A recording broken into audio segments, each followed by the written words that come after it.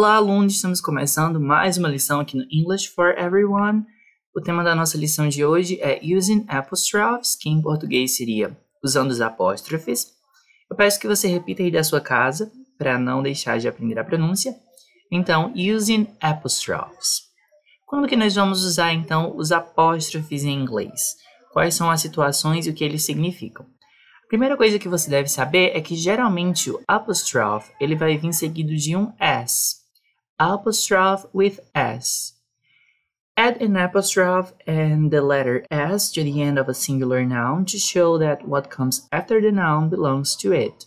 Ou seja, nós vamos adicionar um apóstrofe seguido da letra S, na maioria das vezes, depois de um nome que esteja no singular, um substantivo no singular, para mostrar que o que vem depois desse substantivo com o apóstrofe S pertence àquele substantivo, pertence àquela pessoa ou àquela coisa que foi mencionada antes.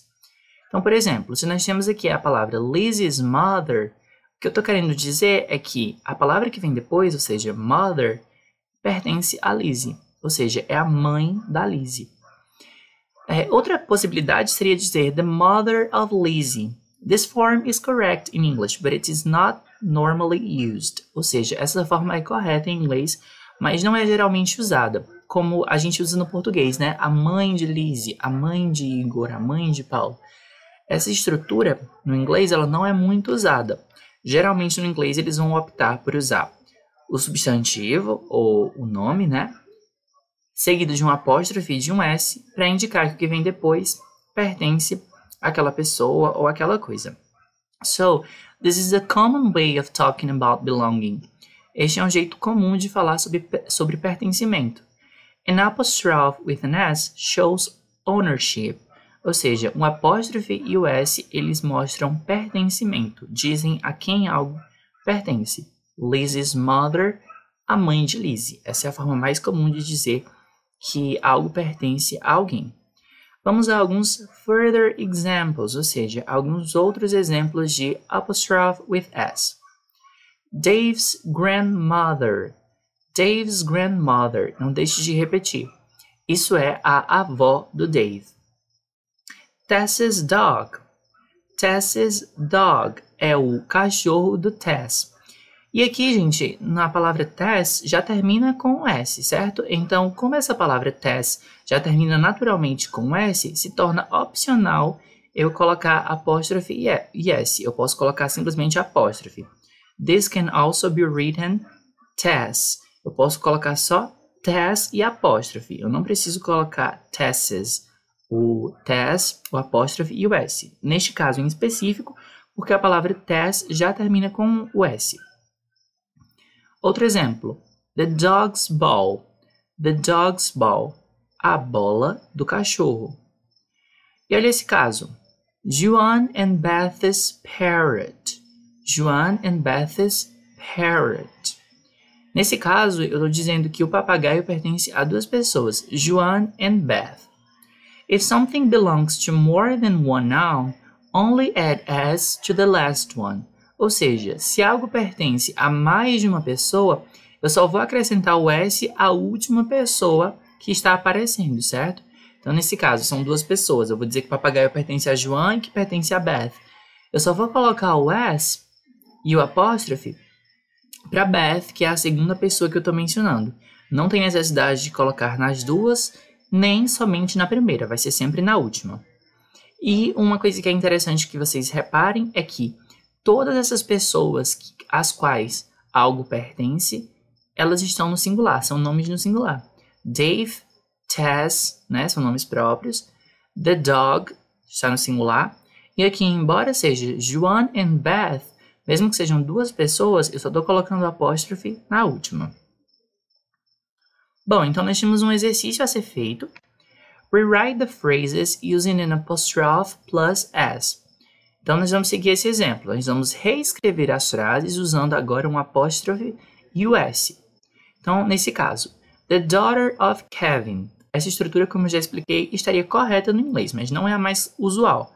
Então, neste caso, para dizer que a filha é do Kevin, eu posso trocar por Kevin's daughter. Kevin's daughter. Não deixe de repetir.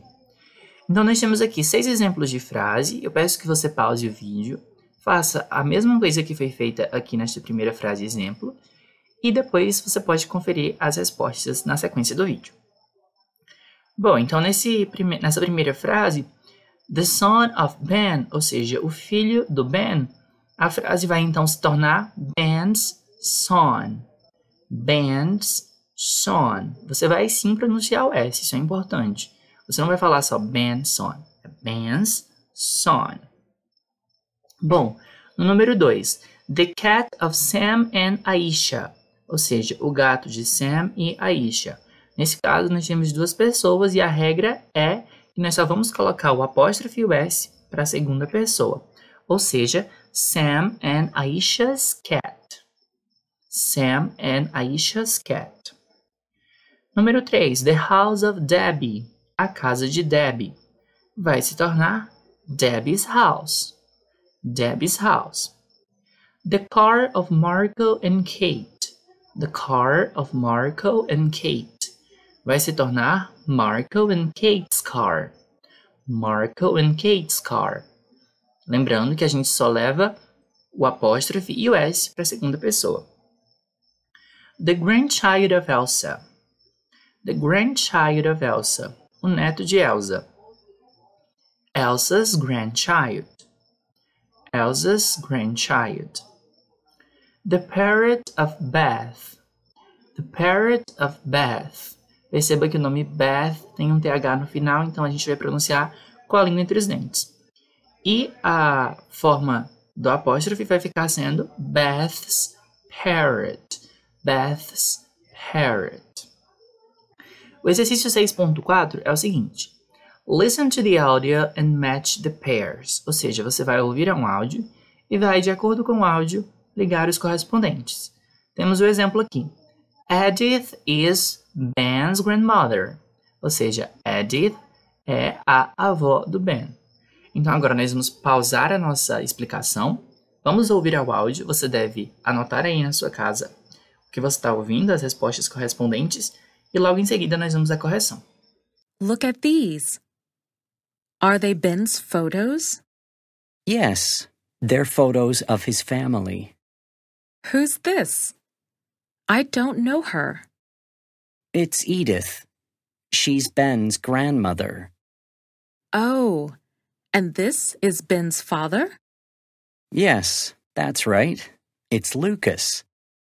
Here's Lily. I know her. Oh, Ben's mother. Yes, that's a good photo of her.